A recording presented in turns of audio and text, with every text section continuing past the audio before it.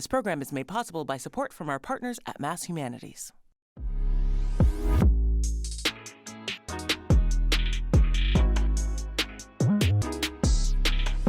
In 2022, the Sheffield Historical Society embarked on a project to unearth the forgotten history of their Black community in the period between the Revolutionary War and World War I.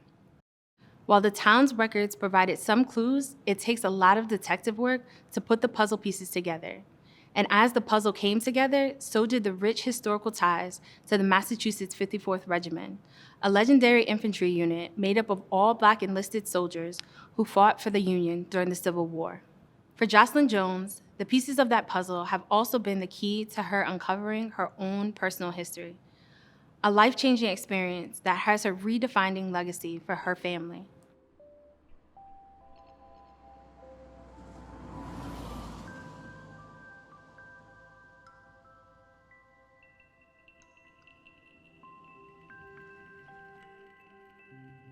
On all of these shelves are the town tax records.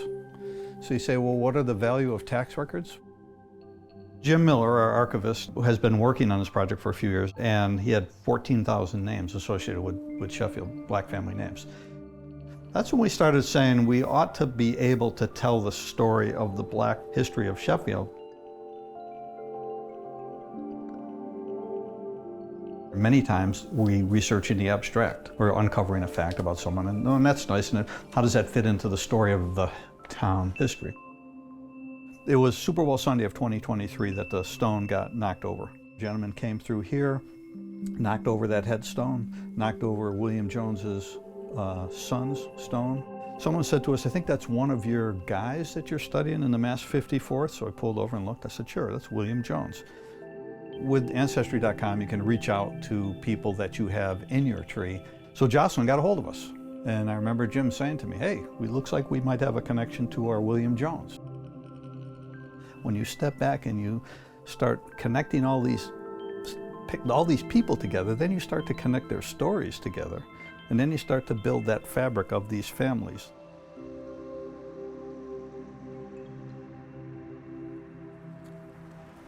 Do you need help carrying any of that? No, I'm good. Okay. You sure you want to take the... Your 20 feet of genealogy. Yes, let me carry my 20 feet. I've always felt a connection to my ancestors. I've always felt like a presence around me. That connection fired me up to learn more, not only about William, but about other Joneses. So where's Chauncey? Yeah, Chauncey here, who again, they say was the first Black farmer in Pittsfield. His wife, Almira, her mother, founded the Second Congregational Church in Pittsfield, where Samuel Harrison was their first pastor. He was the chaplain for the Mass 54th. And he advocated for equal pay for the civil rights, for the Black Civil War veterans.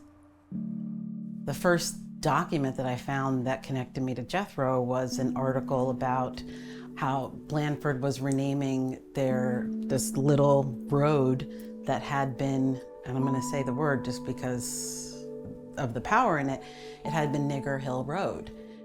Who were the people they were referring to? And it turns out it was Jethro and his family that lived up there and had a farm. And to find that this man who had my name is my 4 times grandfather, the legacy that was left for me to find is Nigger Hill Road that just gets to my gut. I really want more African Americans, one, to not be afraid of looking into their history, because I was afraid. I didn't think I'd find anything before the Civil War.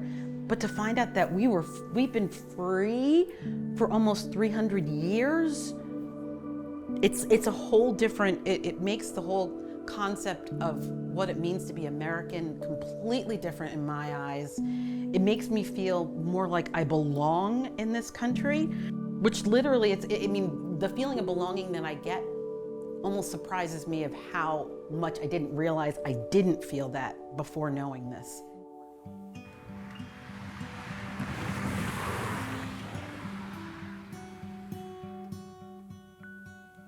The human story often gets wrapped up into the political story, the story of the battles, the story of the military.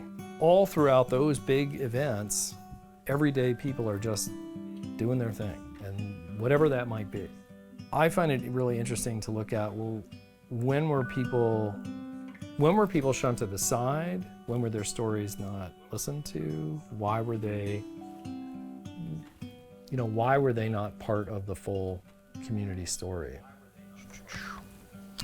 So it wasn't uncommon for town maps like this to be made with as many businesses or certain families, connected to them and identified as to where they were at, where a church was, that kind of thing. Because you can see both of these are pretty close. So for example, this is really downtown. Jones owned farmland, so we see it in the tax record very clearly. In the post-Civil War tax record, you can see exactly where he was. I will take Jocelyn at her word that it has been a transformative kind of experience for her. She feels much more connected to that period that we're about to go through again here, this 250th anniversary, experience of independence, and one that for a vast portion of the African American population led to simply more enslavement, not liberty, but rather, additional enslavement. And yet this story, these families are going through that liberation in this same moment that the nation's being formed. And I think that's something that people can get really excited about.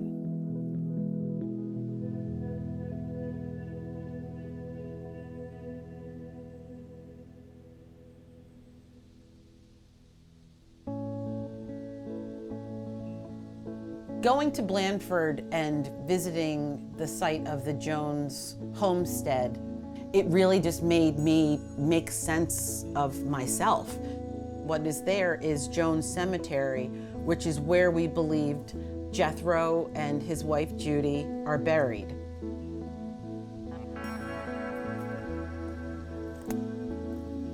So it's right up here. I put a little marker up here. Yes, oh, here it is. This is the spot. This is it. This is the earth. These are my people, and this is where they are resting, and they're in this dirt. So grandson William, who's part of the 54th. Again, these are from. Just help to mark the site. From the service we had. Let people know that there's something significant. Here, I'll do one over here on this side too. That's nice. A Revolutionary These were patriots. A Revolutionary War veteran is buried here. Americans are buried here. And I can't believe that I'm standing here just like as a physical embodiment of them. This is unlike many of the stories that we're able to help uncover. If Jocelyn didn't come into our life, if we hadn't discovered that, this story would go untold. That's what's important. We are discovering these stories that have been untold, and we're able to tell them now.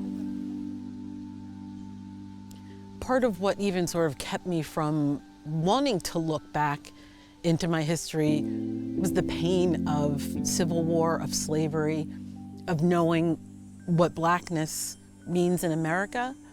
But this is not that. We need to just tell a truer accounting of who the people were, who ordinary people were, who made this country what it is, helped it to achieve its freedom.